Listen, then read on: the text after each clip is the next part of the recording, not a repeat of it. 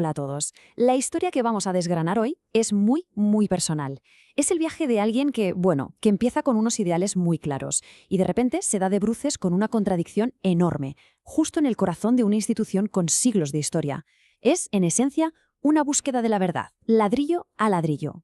Y todo, absolutamente todo, gira en torno a esta pregunta. ¿Qué pasa cuando los valores que te han enseñado pues no encajan con la realidad que te encuentras? Es ese momento, ¿no? El choque brutal entre la teoría y la práctica, cuando lo que uno siente que es justo choca contra algo que supuestamente es inamovible. Bueno, pues para entenderlo todo tenemos que viajar atrás en el tiempo, a la adolescencia del autor. Ahí es donde se pusieron los cimientos de su forma de ver el mundo, una visión que se basaba, por encima de todo, en la igualdad. Y ojo a esto, porque es clave. Nos cuenta. Cuando era un adolescente, ingresé al gremio de los hijos de los albañiles constructores. Aquí aprendimos sin distinción de raza, sexo, credo o clase social. O sea, que desde el minuto uno la formación era para todos. Chicos y chicas aprendiendo juntos un oficio, un arte. La promesa no podía ser más clara. Lo que importa es el mérito, la habilidad. Nada más. La verdad es que sobre el papel el sistema parecía perfecto, ¿no? Se enseñaban los principios básicos, se animaba a cada una a desarrollar su talento y, lo más importante, se preparaba a todo el mundo por igual para tener una carrera y un sueldo digno. Así que, lógicamente, la expectativa era que ese mundo tan justo, tan equitativo, sería el que se encontrarían después en la vida adulta. Claro, pero ¿qué pasó? Pues que al dar el salto al gremio principal, al de los adultos, esa promesa se hizo añicos. La realidad con la que se topó fue como mirarse en un espejo roto de aquellos ideales que había aprendido.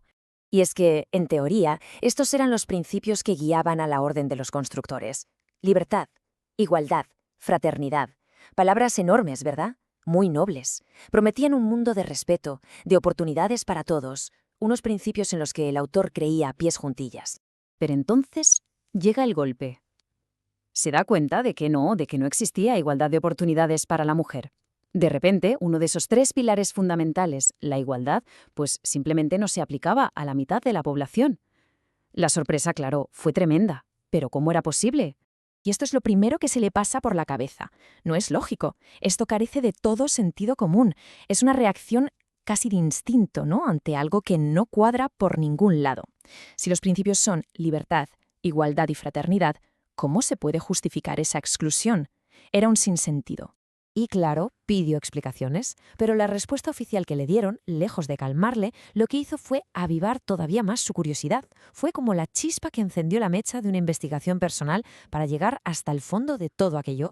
Resulta que toda la justificación se apoyaba en algo llamado los antiguos linderos. ¿Y qué era esto? Pues básicamente un conjunto de reglas supuestamente antiquísimas, inamovibles, por las que se regían los gremios. Se presentaban como algo sagrado, una tradición que no se podía ni tocar ni mucho menos cuestionar. La ley de piedra, vamos. Y es justo aquí donde la historia da un giro y se convierte en una especie de misterio. A ver, si estas reglas eran tan antiguas, ¿de dónde salieron exactamente? Y si eran inalterables, ¿por qué chocaban de frente con los principios fundamentales del propio gremio? La investigación no había hecho más que empezar.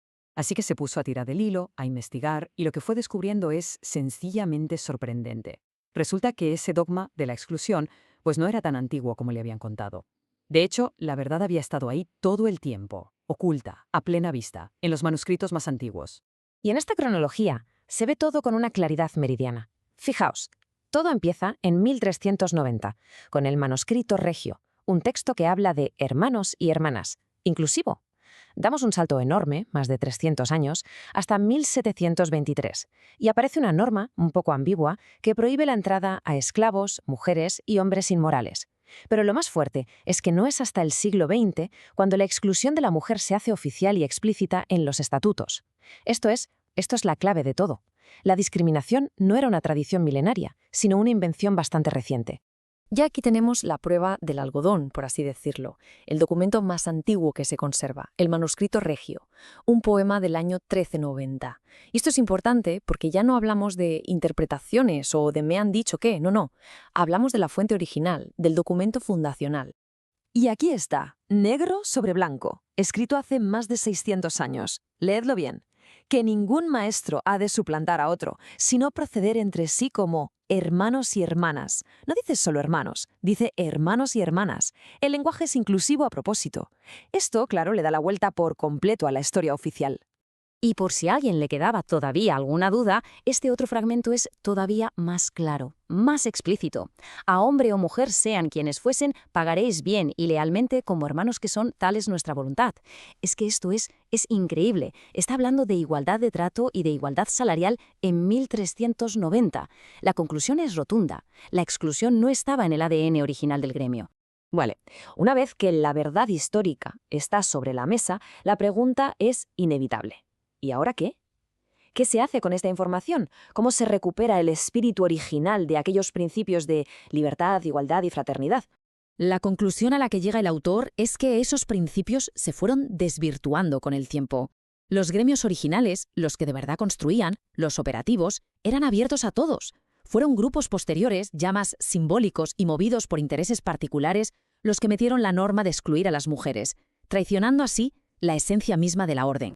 Y con esto aterrizamos en la actualidad, donde el panorama es complejo.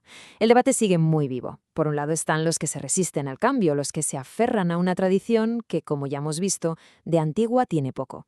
Y por otro lado está el progreso. Gremios que han decidido volver a sus raíces, que han abierto sus puertas a las mujeres y que, según nos cuenta el autor, están teniendo mucho éxito. Al final, la reflexión del autor es una llamada a la evolución, ¿no? Es una esperanza de que los prejuicios, con el tiempo, dejen paso a una conciencia más unificadora, un futuro en el que esas grandes palabras, libertad, igualdad y fraternidad, dejen de ser algo escrito en un papel y se conviertan en una realidad para todos y todas. Y cerramos con esa pregunta que se queda flotando en el aire. ¿Cuándo se unirán por fin los principios y la práctica? Una pregunta que, la verdad, no solo vale para este gremio, sino para casi cualquier institución, para nuestra sociedad en general. Es la eterna lucha, ¿no?, por conseguir que lo que decimos que somos se parezca un poco más a lo que hacemos en realidad. Una pregunta que, desde luego, no tiene una respuesta fácil.